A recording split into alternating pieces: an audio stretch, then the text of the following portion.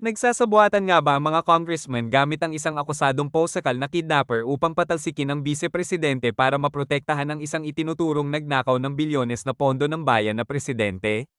Matatandaan nitong linggo ay isinagawa ang unang clarificatory hearing sa impeachment ni Sara Duterte. Kapansin-pansin na kapag ang kaalyado ni Sara Duterte ang nagtatanong ay ipinabubura ito sa record ng committee secretary. Pero kapag kaalyado ng Pangulo ang nagtatanong ay hinahayaan muna itong sabihin ang kanilang sinasabi bago ito punahin. Samantala ang kanila ding star witness na isang akasadong kidnapper na ayon sa PNP-AKG ay pinaka-notorious at posakal na kidnapper sa Pilipinas ay tanggap na tanggap nila ang sworn statement nito na puro kasinungalingan. Hindi ba dapat ay sa bahaging ito ng proceedings ay dinidinig na at pinag-aaralan ng Justice Committee kung may kredibilidad ba ang mga ebidensyang binabanggit ng testigo? Para bagang nasa piskalaya ang reklamo, inaalam na agad ng PESCOL kung ang mga ebidensya ba ay credible enough para ipasa niya ang kaso sa huwes. Ayon sa kanilang star witness na si Ramil Madriaga, na kasalukuyang nakakulong sa kasong kidnapping ay totoong magkakilala at very close daw sila ni Sara Duterte. In fact ay niregalohan daw niya ito ng isang painting. Ngunit lumantad ang totoong artist na gumawa ng naturang painting.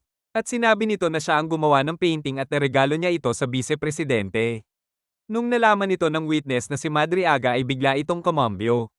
Sabi niya ay pinagawa daw talaga siya ni Sara ng replika ng painting na yon.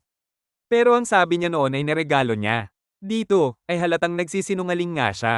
Bakit pa magpapagawa ang vice-presidente ng isang replika na peke kung pagmamay-ari naman niya yung original? Sa mga ganitong pahayag ay dapat binabasura na ng Justice Committee o kung sa korte pa ng peskalaya ang kaso o impeachment na ito at hindi na dapat ito umaabot sa huwes or in this case sa Senado. Matatandang bago pa ang araw ng pagsisimula ng impeachment ay matinding dekorasyon ang binibigay nila sa witness na ito na si Madriaga na nakakulong sa kasong kidnapping. Star witness ika nga, na siya daw ang magpapatunay sa lahat laban kay Sara Duterte.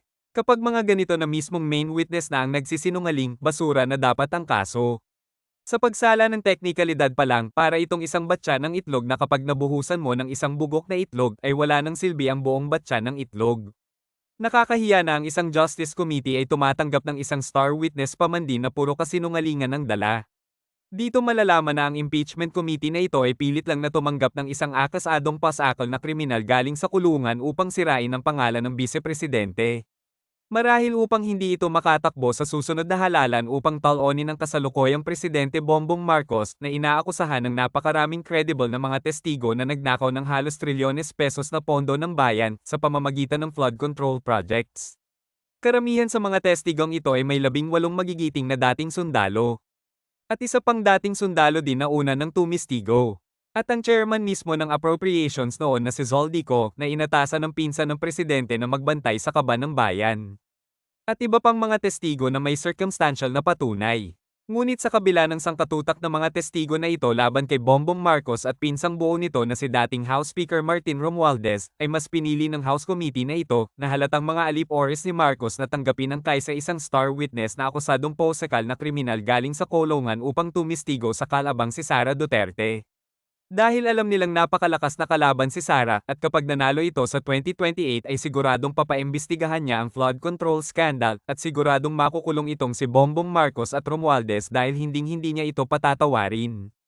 At ito ang totoong hangad ng galit na taong bayan ngayon na managot ang mga magnanakaw ng flood control funds na aabot sa halos trilyones pesos.